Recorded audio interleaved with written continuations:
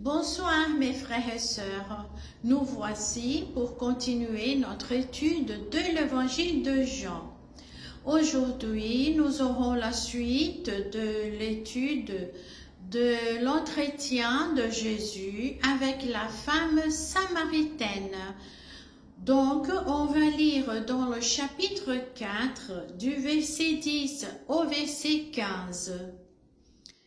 Jésus répondit à la femme samaritaine, « Si tu connaissais le don de Dieu et qui est celui qui te dit, « Donne-moi à boire », c'est toi qui lui aurais demandé à boire et il t'aurait donné de l'eau vive. » « Seigneur, lui dit-elle, tu n'as rien pour puiser, et le puits est profond.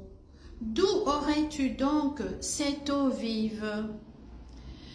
Es-tu plus grand que notre père Jacob, qui nous a donné ce puits, et qui en a bu lui-même, ainsi que ses fils et ses troupeaux? » Jésus lui répondit, « Quiconque boit de cette eau aura encore soif, mais celui qui boira de l'eau que je lui donnerai n'aura jamais soif, et l'eau que je lui donnerai deviendra en lui une source d'eau qui jaillira jusque dans la vie éternelle. » La femme lui dit, « Seigneur, donne-moi cette eau, afin que je n'ai plus soif et que je ne vienne plus puiser ici. »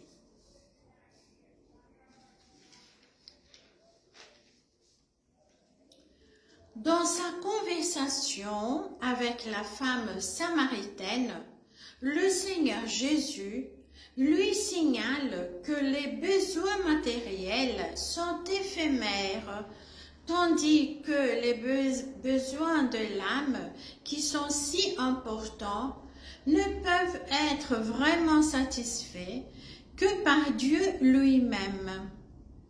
Le Créateur de l'être humain est le seul qui peut le rendre parfaitement heureux, complet, dès maintenant et pour l'éternité.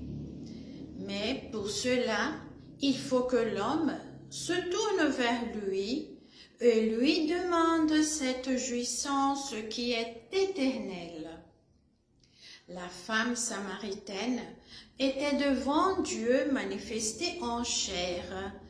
Pourtant, elle était loin de savoir en présence de qui elle se trouvait.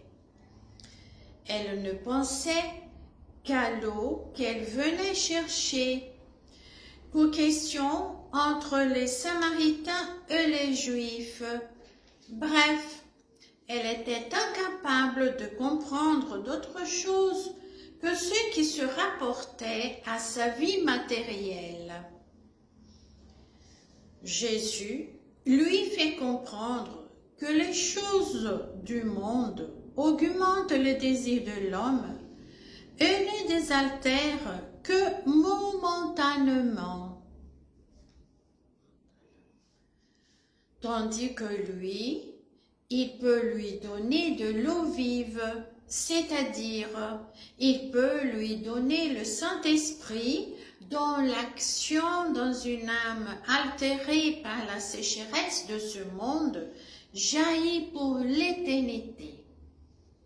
Cette eau vive libère l'être humain de tout esclavage et remplit son cœur de la présence du Saint-Esprit. Celui qui boit de l'eau vive n'a plus soif, c'est-à-dire n'a plus besoin de chercher le bonheur, la joie, la paix dans les choses de ce monde. Il le trouve dans la communion avec le Père révélé dans le Fils. Au lieu d'un cœur altéré et jamais assouvi, voilà un cœur pleinement satisfait éternellement.